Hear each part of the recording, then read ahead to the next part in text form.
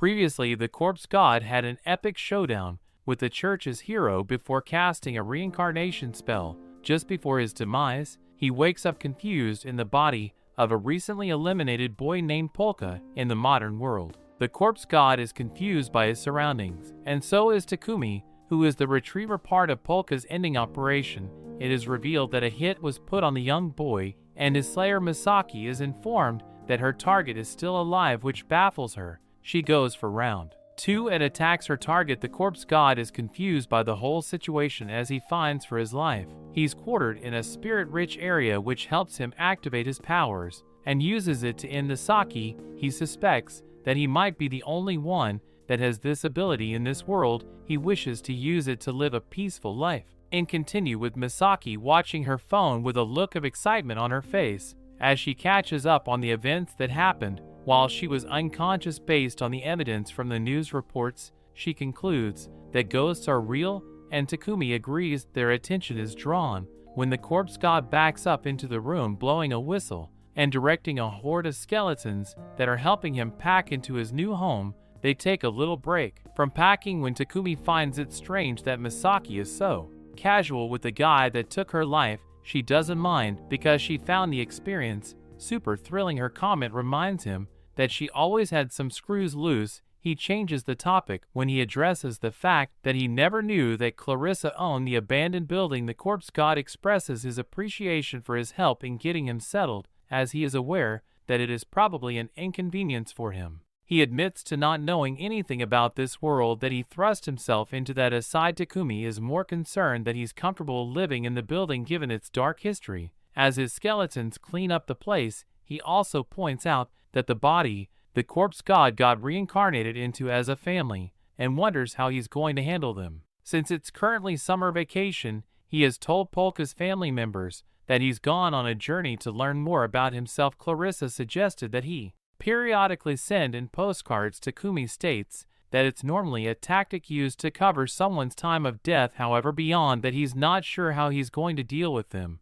but he does know their names. He has yet to access Polka's deeper memories to give more context about his relationship with him. His last memory of Misaki brutally ending him left a strong impression. Takumi is still struggling to swallow this whole reincarnation from another world pill. Even though the skeletons cleaning the place should be evident enough, the corpse god isn't 100% sure that this is another world because there are similarities. He points to the book that he's reading which depicts whales that are also present in his world. To the corpse god is that the Guildweave religion doesn't exist in this new place. He explains to a confused Takumi that they considered him an abomination, then needed to be destroyed. His form in the previous world was a colossal skeleton. Takumi remembers seeing it when he first activated his powers. Misaki finds it cool that he was known as the corpse god. He's just hopeful that finally peace will be within his grasp, but his main objective at the moment is to track down whoever paid to have Polka killed. Both Takumi and Misaki don't know, and Clarissa has to keep it confidential to maintain her integrity in the business. All she could do was give them a floor in the building for him to use as a base and home. He will only force her to talk as a last resort, so for now, he is willing to investigate on his own. Clarissa also agreed not to accept any more contracts on his life. Takumi is surprised that he just believes her word, like that. He informs the corpse god that she is not the only intermediary for assassins, but he acknowledges there are many people who can kill him anyway. However, he states that lemmings could potentially do some damage. This catches the corpse god's attention. Takumi just tells him to forget about it, all the while Misaki takes one of the skeleton's arms and begins to play with it. Takumi tries to stir the pot by asking the corpse god if he's okay having Misaki around since she's the one who ended him. He makes the point that he's not the one who died, and also reveals that Polka told him to forgive her, and since it's his body, he's honoring his wishes. Takumi is surprised to hear that he spoke to Polka's spirit. The corpse god points to his broken drone, stating that Polka's spirit is in there. He asks permission from Takumi to use it till he finds a substitute for him to possess. The owner is more worried that he can swap people's souls in and out of vessels. The corpse god admits that human lives are like toys to him. Takumi uses his statement to confirm his biases, as he thinks that the newcomer is a bad guy. The corpse god is oblivious to the shade being thrown in his direction, as he's more worried about earning money and building his peaceful life. He asks if there are any jobs in this world. Misaki suggests that he should take up the role of an assassin, or perhaps he can forcibly take people's possessions, but he doesn't feel that suits him. Their discussion is interrupted when Takumi spots someone at the building's entrance. He makes the right assumption that the person is here from Misaki. The corpse god and Misaki make their way outside, where the gentleman pleads for help because he feels like another gang's hitmen are going to attack him. She's reluctant at first as she is currently in the middle of another job, but the corpse god agrees to take the work. As he crouches down, the other two look at him, bewildered since he's on board. Misaki decides to officially take the job. That night, the gangster leads them to the supposed hideout of his attackers. He adds that those men work for the guy who often Misaki's parents. With that extra incentive, she proceeds near the building. Just as she surveys the place, she is ambushed, but the crazy assassin easily deals with them. As Misaki insults them for being weak, she is shot in the back by the one who contracted her. The guy reveals that he too worked for a parent slayer, so they organized this to avenge their boss. The corpse god activates his evil eye as he tells them that Misaki is a zombie now, so she will not die from a few gunshot wounds. She begins to maul through her attackers as the prey becomes the predator. All the while, Takumi communicates with the corpse god, wanting to know if he knew that this whole thing was a trap. The corpse god reveals that he merely accepted the request of the children whose spirits haunt the gangsters. He summons his giant skeleton hands, which scoops up the gangsters and crush them into a ball along with some debris. The corpse god addresses the spirits, assuring them that he will not let them harm any more people, including their parents. They move on to the next world happy. He doesn't require payment for the job because it also had a sentimental value to him. They head back and Misaki is impressed that the bullet holes have already closed. The corpse god looks away as she checks. Takumi is interested to know why he's listened to the children's spirits, because he thought that the newcomer doesn't value human life. The corpse god expands on his earlier statement, explaining that although human life is like toys to him, he takes good care of them. This hits Takumi hard as he finally understands that the biggest difference is in how they see toys and not life. He thinks back to some of his previous statements and his line of work and starts to think that maybe they're the bad guys. Takumi later calls Clarissa to give her information on the corpse god.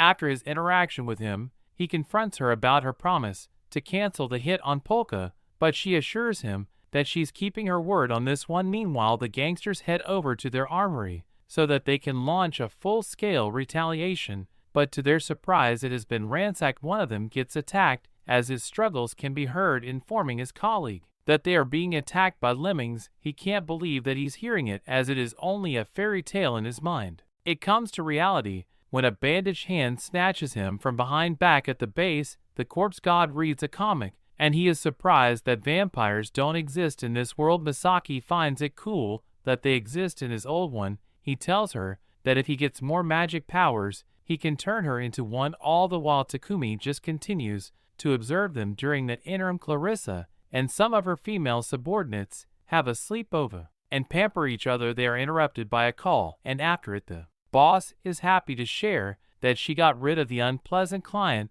that put the hit on Polka, but it seems like there was more to the boy than meets the eye. She opens a drink for them to celebrate with, while also stating that the corpse god needs to be careful with who he befriends. In the interim, Arrays begs the security of a bar, stating that he can't pay his bill. He had no idea that they were scamming people by charging exorbitant prices for a single drink. Meanwhile, Tsubaki is at a different bar complaining about the malpractice of the bar. The bartender points out an infamous one in the next building, and he has a feeling that is where Arrays is. He perks up and changes the topic to Clarissa, as he wants to know if she's around, but he is a bit down when they tell him that she's on the midnight shift. He attributes it to the mayhem going on around her recently. The bartender tries to act oblivious, but Tsubaki reveals that his co-workers have been talking about people seeing skeletons. He decides to get a little cheeky, so the security pounces on him for his cheekiness. Back with the trio, the corpse god explains further the abilities that Misaki has now gained. In addition to superhuman healing, she also has a paralytic bite. Among other things, she decides to test it on the corpse god, and it works. She cutely offers to bite Takumi, but the guy declines as the corpse god tries to recover. He just hopes that this world doesn't have any superhuman bogeymen like the Calamity Crusher who defeated him in his last life. Meanwhile, the police have been called to the location where Misaki and the corpse god dealt with the gangsters under reports of shots being fired. As they continue to investigate, Lemming stands on top of the ball created by the corpse god and breaks it apart. The sound catches the attention of the officers, who rush to investigate. Just before they arrive, Lemmings disappears into the shadows. Back at the scam bar, the security lies in their own blood after being attacked by a raise. He takes out the last guy in his apologetic state, but his face says otherwise. Both he and Tsubaki then receive a call simultaneously. The blondie just jumps up with a smug look on his face and leaves the bar. The trio continue their bonding time as Takumi questions him more about his world, but the corpse god feels like his world and this current one might be connected somehow. As the paralysis wears off, he comments Misaki is just happy that she has another way of immobilizing her prey. She was using a nail gun, but with her bike she can save some money. Takumi prefers the corpse god's methods. With that giant ball he created, he assumes that the gangsters have long left the world and thinks it's a convenient way to hide their remains. They're surprised when the corpse god reveals that the gangsters are still alive, but they are in a state where they can't harm anyone again. All the while, Tsubaki and Arase arrive at the scene where it is revealed that Tsubaki is a special cop who is the head of the materials compiling for Group 3, and Arase is a member. Looking at how the gangsters have been linked together, they know that this is a supernatural event and plays it alongside the cases of Lemmings, the Grim Reaper, and the fire-breathing bug. They put their gloves on, ready to tackle the next troublemaker, knowing that a cop's work is never done. That brings the episode to an end.